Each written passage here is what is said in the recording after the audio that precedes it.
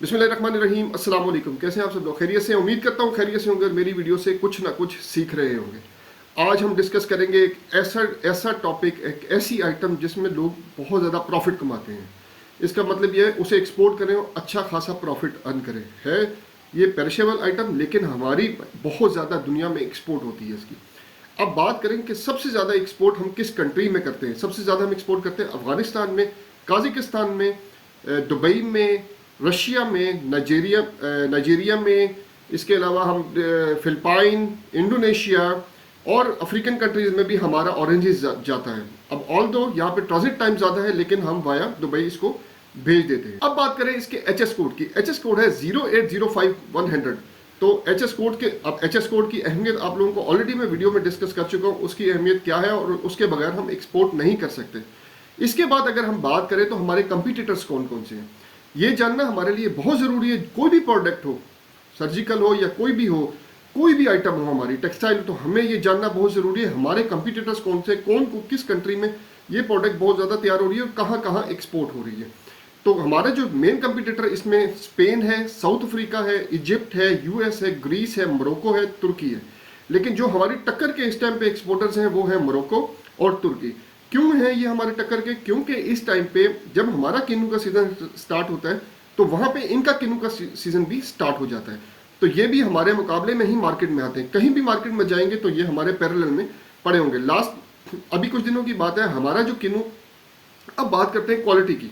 Quality में ये है कि हमारा किन्नू दमाम में पड़ा था और दुबई में, तो हमारे किन्नू की प्राइस 4 दिरहम थी और मोरक्को के किन्नू की प्राइस 14 से 17 दिरहम का सेल हो रहा था। डिटेल बता रहा हूँ क्यों ये, क्योंकि हमारी क्वालिटी पुअर जा रही है आजकल। तो अपनी क्वालिटी, कोई भी प्रोडक्ट हो, आप क्वांटिटी पे जोर नहीं करना, आपने क्वालिटी पे कॉम्प्रोमाइज़ नहीं करना। क्वालिटी पे आपने कॉम्प्रोमाइज़ नहीं करना, क्वालिटी देनी है, चाहे पेरिशेबल हो चाहे कोई भी आइटम हो। क्वालिटी दोगे तो आपका रेट अच्छा मिलेगा और दूसरा आपकी प्रोडक्ट की वैल्यू। अब इंटरनेशनल डिमांड की बात करें, किन्नू की इंटरनेशनल डिमांड बहुत ज़्यादा है। ठीक है, इंटरनेशनल डिमांड का मतलब यह है कि हमारा किन्नू बहुत ज़्यादा एक्सपोर्ट होता है और हमारी किन्नू की मांग भी बहुत ज़्यादा है। ऑल दो कि हम सीडलेस पे भी काम नहीं कर रहे, लेकिन टीडैप और बाकी एक्सपोर्टर्स जो हैं बड़े, जिनके अपने बाग हैं, बड़े एक्सपोर्टर्स की बात कर रहा हूँ, वो ऑलरेडी सीडलेस पे काम करना उन्होंने स्टार्ट कर दिया है। तो इंशाअल्लाह ताला आगे आने वाले दिनों में इसकी वैल्यू, अगर आपके पास अपने बाग हैं, ठीक है, किन्नू के, तो आप भी सीडलेस पे काम कर सकते हैं और अच्छा प्रॉफिट कमा। अगर 4 पे बिक रहा है, आजकल का रेट 4 है, तो आप 8 पे 7 पे सेल कर सकोगे आने वाले दिनों में, अगर सीडलेस है। एक सीडलेस का अच्छा प्रॉफिट है। तो हम यहाँ पे होता क्या है, फार्मर के पास इतना टाइम नहीं होता, वो कहता है बस मेरा ये बाग बिक जाए, ना उसने खाद डालनी है, ना उसने पानी देना है। पौधे खड़े हैं, पौधों की एक लाइफ होती है, उसके बाद वो ख़त्म हो जाते हैं। तो इन्होंने क्या करना है, वही बीज लेना है, वही लगाया, वही सीडलेस पे काम तो करना ही नहीं। इन्होंने मेहनत तो करनी नहीं है।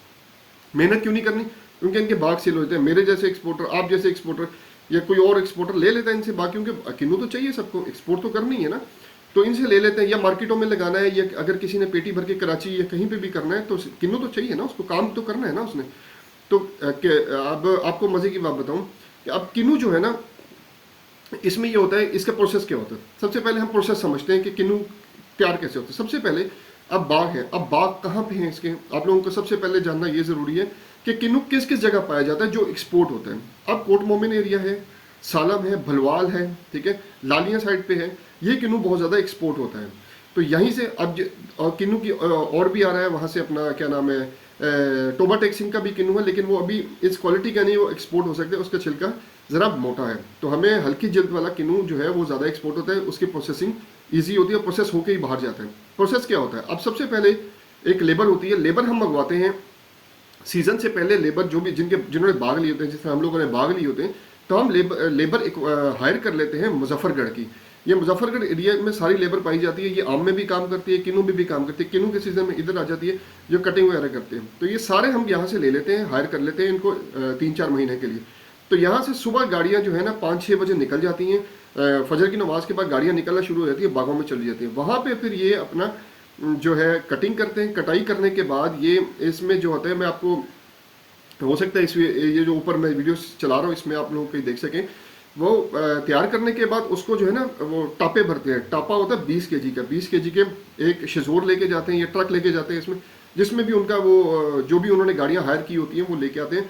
अच्छा, इसमें मज़े की बात ये है, फैक्ट्रियाँ सारी रात को चलती हैं क्योंकि दिन में कटाई होती है और फैक्ट्री रात को फिल करती है, इसको प्रोसेस करती है।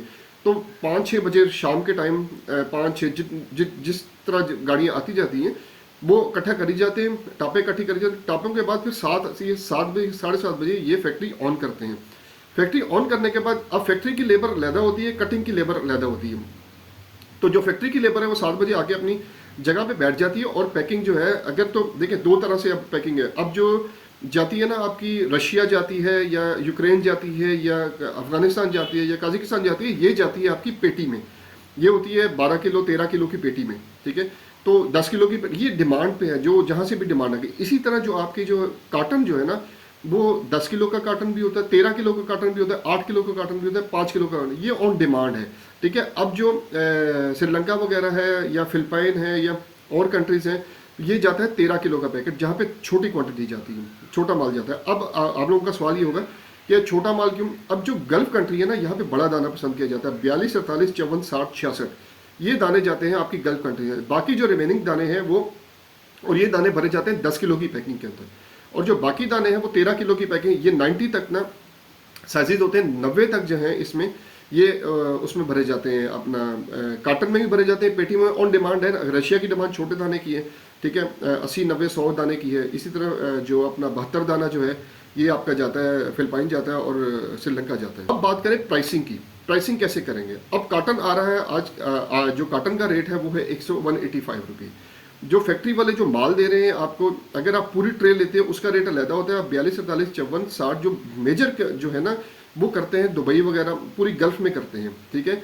तो उनका रेट है जो अभी पिछले दिनों रेट था, थोड़े से गिरे हैं। उससे पहले जो रेट था ना वो 96 रुपीज़ पर केजी था, 196।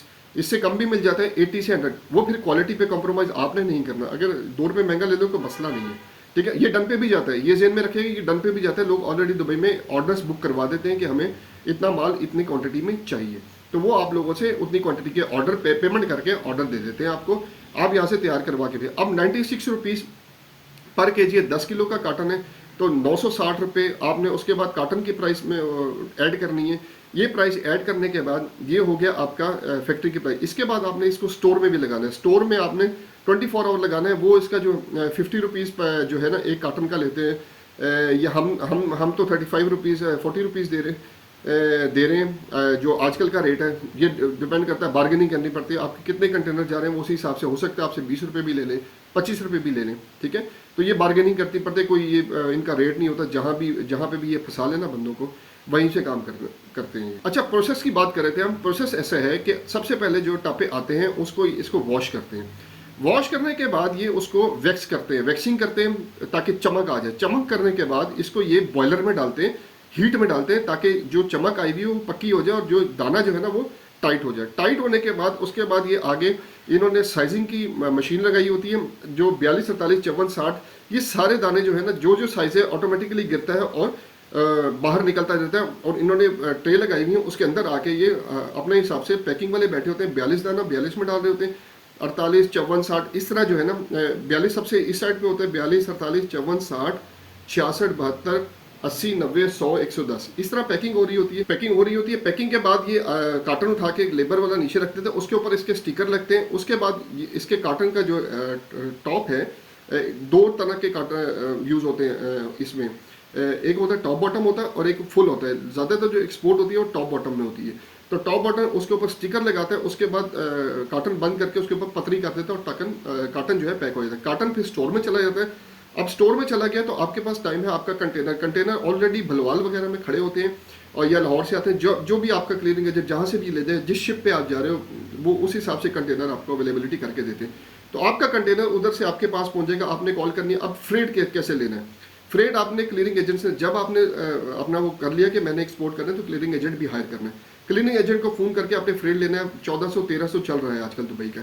तो आपने फ़ोन करना है, उसको बुलाना है, उसे कहना है जिस टाइम आपकी कंप्लीट हो जाए, क्या नाम है, पैकिंग कंप्लीट हो जाए, स्टोर में लग जाए सारा माल, आपने कंटेनर को फ़ोन कर देना कि मेरी लोडिंग है आज शाम की लोडिंग है या कल सुबह की लोडिंग है। लोडिंग आपने उस टाइम पे करवानी है जिस टाइम पे लेबर जो है अवेलेबल हो, ठीक है। आपने मंगवा लेना है, कंटेनर लोड हो जाएगा। उसकी स्टफिंग करने वाले अलहदा होते हैं। स्टफिंग करने वाले आपसे कहेंगे कि हमें कंटेनर लोड करना आता है, लेकिन आपने सर पे खड़े होकर कंटेनर लोड कराना है, क्योंकि सर्दी भी है। कोई बात नहीं, आपने खड़े होना है, आपने खड़े होकर अपने सामने करवाना है, ताकि वो ऐसी लूज ना कर दें कंटेनर से गिर ना जाए। अच्छा, यहाँ पे एक बहुत इंपॉर्टेंट बात यह है, अब कंटेनर में कैसे लोड करना है, अब आपको वेट का कैसे पता चलेगा। जब आपकी पैकिंग हो रही होती है तो आपने जो 10 किलो की पैकिंग है 10.40 होती है, नॉर्मली 10.35 भी हो जाती है, 36 भी। अब कंटेनर आपने किस तरह मंगवाना है, कंटेनर का जो वेट है, एक एक है ना, एक कार्टन का वेट कर लेंगे आप, एवरेज लगा लेंगे, आपके 2660 कार्टन आते हैं, 2665 कार्टन आते हैं एक कंटेनर के अंदर। 40 फुट की बात कर रहे हैं, ये रेफर 20 फुट में जाता भी नहीं है, वो आपको मिलता ही नहीं है। और फ्रेट सेम होता है, ये 200-300 का फर्क होता है, तो आप 40 फुट पे ही भेज देते हैं इसको। तो आप उसको वेट बताएंगे कि मेरा वेट इतना है, तो जो आपका क्लीनिंग है उसी हिसाब से आपको जो है वो भेजेगा, क्या नाम है अपना, कंटेनर भेजेगा, ताकि बाद में मसले ना, जो गेट इन कराने के बाद मसले होते हैं ना, वो वहाँ पे आपकी से पक्की पड़ती है। तो इसलिए इन चीज़ों को आपने मेंटेन, ये आपने किसी भी उसमें, ज़रूरी नहीं किन्नू में, कोई भी आपने कंटेनर जब भी लेना है तो वेट आपने पहले करना है, उसके बाद आपने कंटेनर वाले को फ़ोन करना है और क्लीनिंग एजेंट से कंटिन्यू बातचीत करनी है कि इसके मेरा इतना वेट हो सकता है, इतना है, फलाना है, फलाना है, तो वो उसी हिसाब से आपको भेज देगा। अब हो सकता है 2665, 2670 भी कार्टन आ सकते हैं, 2660 भी आ सकते हैं, 2655 भी कार्टन आ सकते हैं। 13 किलो के कार्टन थोड़े कम आते हैं, ठीक है। ये एक फार्मूला मैं बता दूंगा, डिस्क्रिप्शन में दे दूंगा, उसमें जितने भी आपका जितना फुट का कंटेनर होगा उसी हिसाब से करके आपको पता लग जाएगा कितने कार्टन है। 5 किलो के और ज़्यादा कार्टन आते हैं, ठीक है।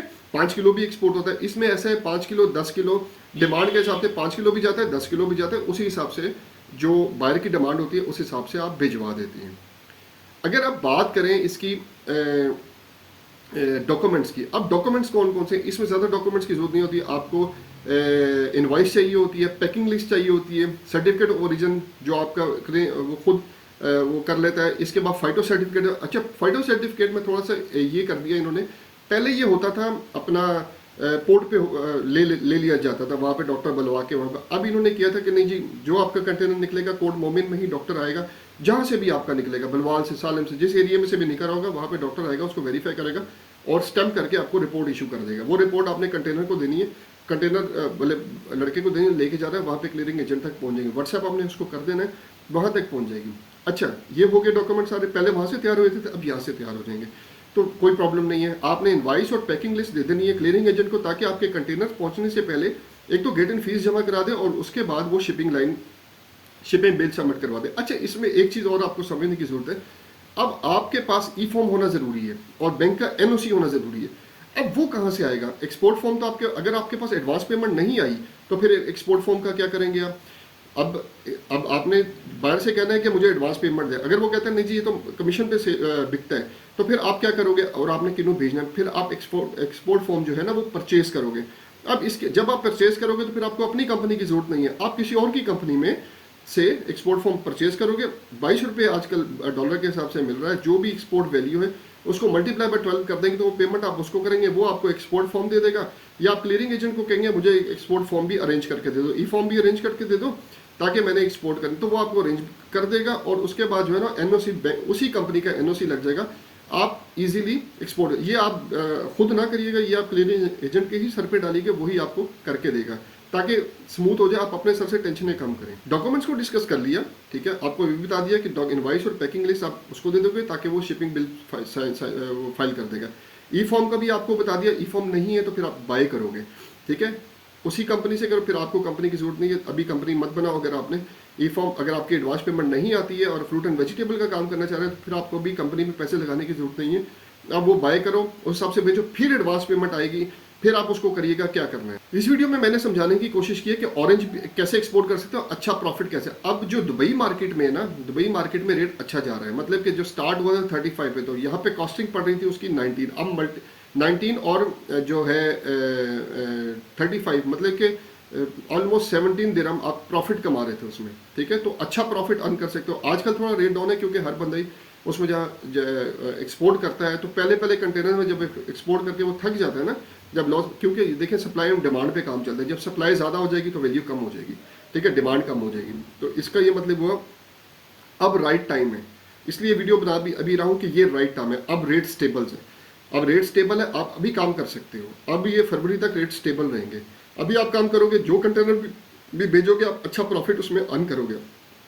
इसलिए मैं आपको हमेशा राइट टाइम पे राइट नॉलेज देता हूँ। मैंने कोई हैंकी फेंकी आप लोगों के साथ नहीं करता, ताकि आप लोग समझे जिसने काम करना है वो करे, ठीक है, ताकि वो किसी भी टाइम अच्छा कर सके। किसी को भी कोई क्वेरी हो मुझे कमेंट बॉक्स में बताएं, मैं उसका रिप्लाई करता हूँ। मेरा व्हाट्सएप ग्रुप है वो भी डिस्क्रिप्शन में है, आप उस पर क्लिक करके वहाँ पे आके कोई क्वेश्चन कर सकते हैं। मैं हर चीज़ का जो जो मुझे आता है मैं आप लोगों के साथ शेयर करूँ, ताकि आप लोग कुछ सीखें और कहीं मार ना खा लें, ठीक है। अब उम्मीद करता हूँ आपको आपकी आज की वीडियो पसंद आई होगी। मेरी वीडियो को लाइक सब्सक्राइब और शेयर करें, ताकि आने वाले न्यू एक्सपोर्टर भी इससे कुछ ना कुछ सीखें। अगली वीडियो तक के लिए अल्लाह हाफ़िज़।